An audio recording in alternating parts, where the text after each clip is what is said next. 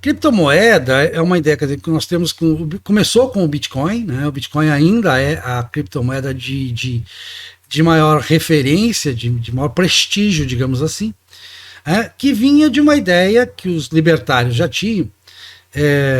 Quando eu digo libertários, inclui os liberais mais da linha Mises, da linha Hayek, né? Os liberais mais liberais mesmo, que é chamado libertário nos Estados Unidos, para diferenciar justamente do liberal americano, que hoje é alguém de esquerda. Né?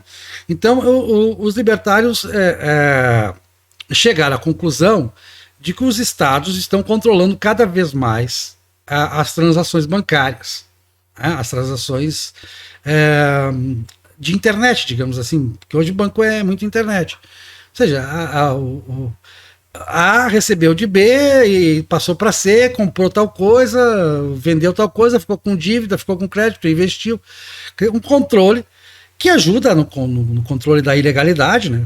É uma grande arma. As polícias de todo mundo já sabem que a melhor maneira de você controlar a atividade ilegal é rastreando o dinheiro, rastreia o dinheiro, de onde veio o dinheiro, quem ganhou dinheiro, por que ganhou dinheiro, e você vai saber quem está comprometido, que aí você vai provar, desde Al Capone, né, aquela coisa que quem pegou Al Capone foi a Receita, porque pegou justamente o rastro do dinheiro. É pelo rastro do dinheiro que você descobre a atividade ilegal e passa a combatê-la da forma organizada, que é um grande problema, um problema que sempre existiu a ilegalidade organizada, que chama crime organizado, a própria guerra era assim. Os estados estão prevenindo cada vez mais e estão retirando o dinheiro em papel de circulação.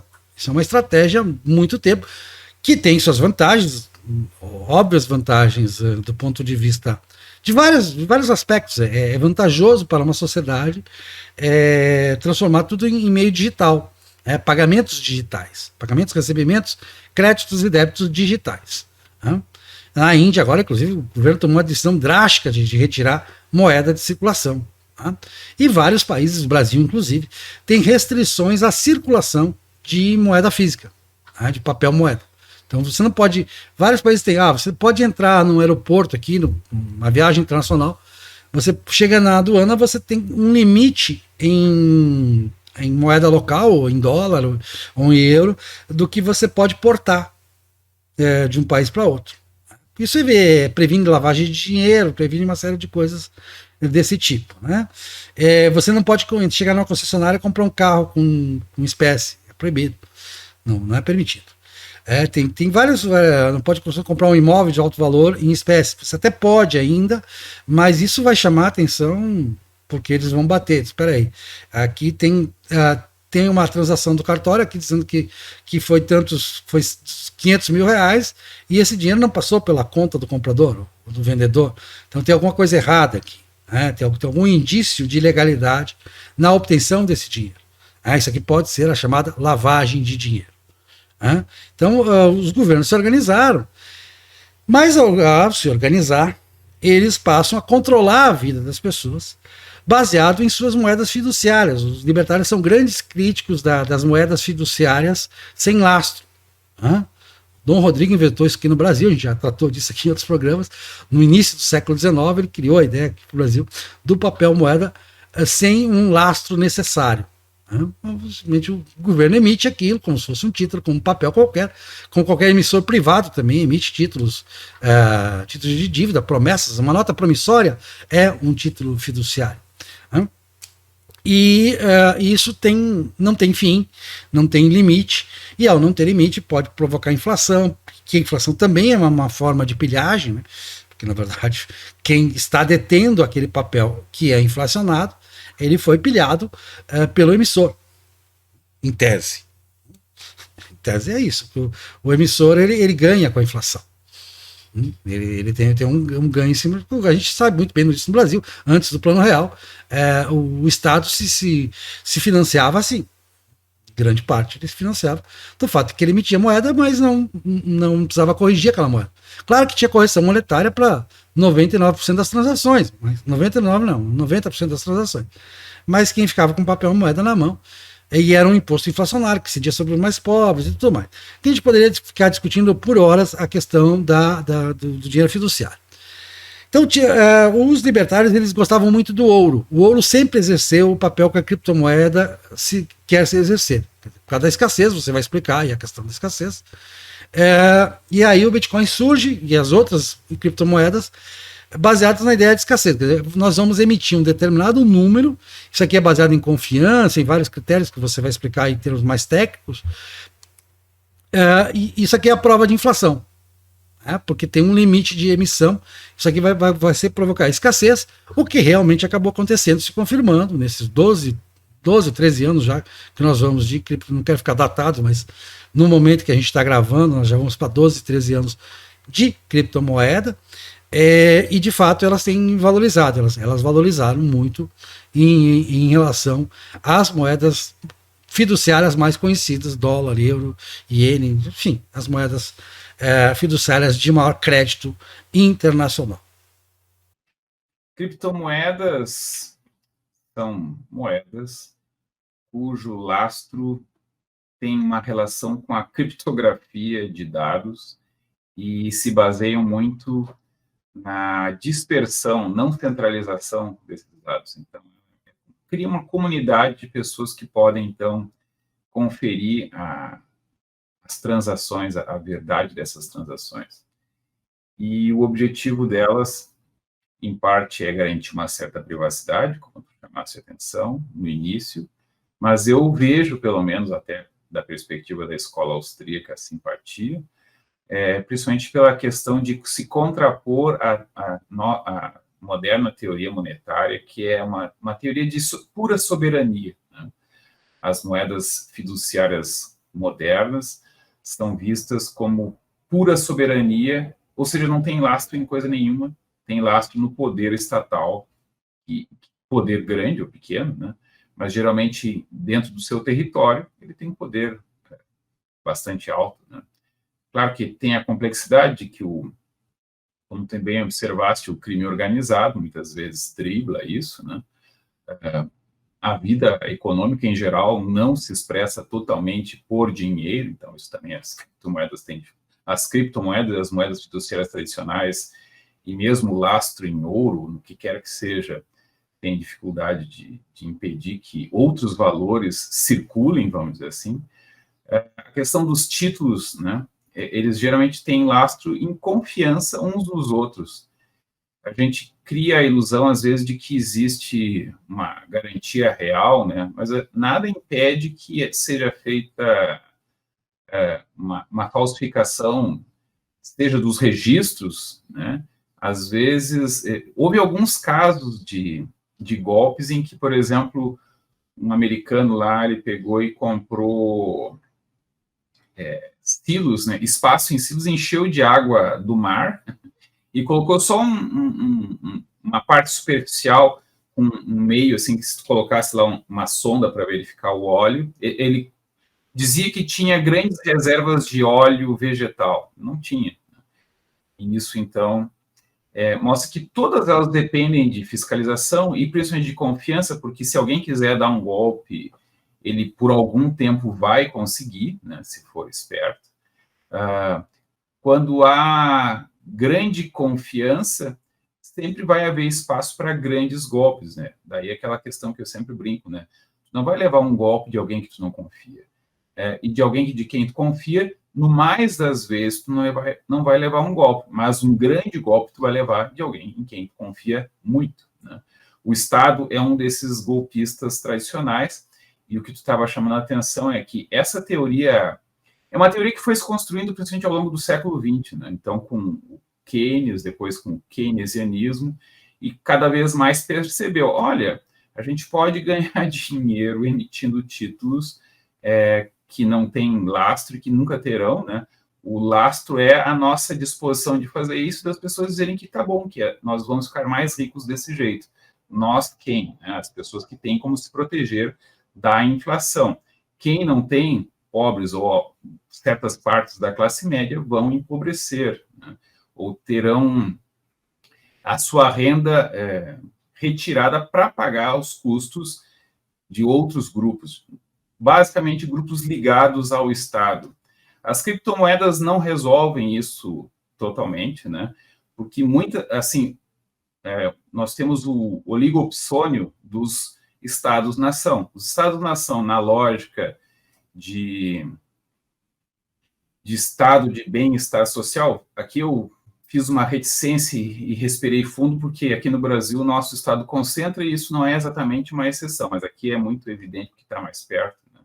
Na lógica do estado de bem-estar social, os servidores públicos posam de santos, que não têm interesse em dinheiro, obviamente temos, né? Eu e tu somos servidores públicos, e nós estamos lá não é para ajudar o público, é para ganhar o nosso dinheiro. Claro que a gente se diverte nisso, a gente se sente realizado, ajudando até o público, mas o nosso objetivo de fazer esse trabalho remunerado é a remuneração. E as empresas que fornecem também serviços ou bens para o estado de bem-estar social, sei lá, vendem vacinas, por exemplo, né? Eles não estão fazendo uma atitude humanitária, eles querem dinheiro, né? Então, existe esse grande golpe, vamos dizer assim, das boas intenções estatais, né? São interesses privados articulados com uma empresa, né? Ou como muitas empresas, ou enfim, como aquela ideia do Coase, né, da empresa, da firma como um feixe de contratos. Dentro dessa lógica de feixe de contratos, eu acho que realmente as criptomoedas têm um espaço muito grande. Eu tenho forte impressão de que os próprios Estados-nação estão tentando entrar neste mercado, né? Então, existe toda uma polêmica de por que os bancos centrais estão emitindo suas próprias moedas eletrônicas. Não é exatamente a ideia das criptomoedas, mas está se apropriando delas. Isso entra em conflito com a ideia, a perspectiva ideológica das criptomoedas, na medida em que elas tentam justamente driblar a concentração de poder de qualquer banco central. O banco central, né, ele tem uma ideia de que ele centraliza e monopoliza e exerce, então, a sua soberania. As criptomoedas, elas têm a perspectiva de justamente dissolver essa centralidade, né? Claro que isso sempre pode dar errado, provavelmente vai dar errado algumas vezes, assim como as moedas nacionais também dão errado de vez em quando.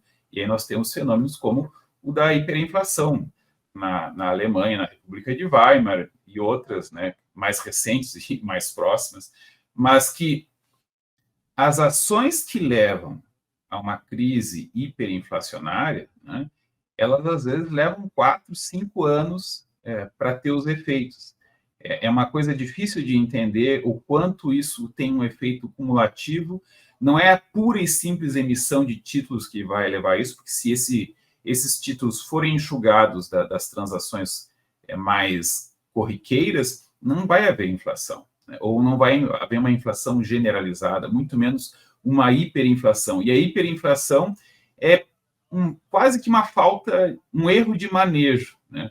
Porque é muito difícil de se defender hoje um retorno a uma estabilidade total da moeda, ou até mesmo a um aumento do valor, né? Isso já foi tentado, deu problemas gigantescos no século XIX, né? E no século XX a solução foi por esse imposto disfarçado, que, claro, ele funciona bem dentro de um certo limite. Qual é esse limite? Não é muito claro, é mais ou menos como a curva de Laffer em relação aos tributos tradicionais, né? Digamos assim, existe uma curva de Laffer para o imposto inflacionário, as criptomoedas tentam driblar isso, mas a principal lógica das criptomoedas é fugir um pouco, ou talvez até dar um para-te-quieto, né, nesse abuso recorrente da teoria moderna da moeda, que é calcada assim, pura soberania, exercício da soberania. E claro que esse puro exercício da soberania tem uma lógica diferente, sei lá, para a União Europeia, Estados Unidos, China, Rússia, né? Países grandes ou com grandes reservas de valor intrínseco. No caso da Rússia, as reservas de gás e petróleo. No caso dos Estados Unidos, seu poderio militar e a sua economia, embora ela seja principalmente uma economia de mercado interno, ainda assim ela tem efeitos amplos. A potência industrial para o mundo todo da China, né? No caso do Brasil, poderíamos dizer, olha, nós exportamos grãos, né, de maneira muito eficaz. Assim, eu e tu não trabalhamos com agricultura, mas nós, Brasil, somos exportadores de grãos, né? Essa é a nossa importância geopolítica atual, muito reduzida, deveria ser muito maior, mas, enfim, talvez até seja melhor que não sejamos mais importantes do que isso. Observando que as criptomoedas, elas são um esforço, uma tensão constante de equilíbrio para evitar esse abuso da teoria da soberania da moeda como o seu único fundamento, que eu acredito que ele é o mais... É a melhor teoria que nós temos sobre a moeda, eu acho que é essa, de fato. Mas, claro, o problema é o abuso dos Estados-nação, ou dos blocos nacionais também, e em relação a isso, os libertários têm essa guerra, eu acho que perdida, né? Eu quero fazer um programa contigo sobre privacidade, isso é uma guerra perdida. Basicamente, é que os estados estão tentando controlar as criptomoedas como tentaram e, de certa forma, controlam o ouro.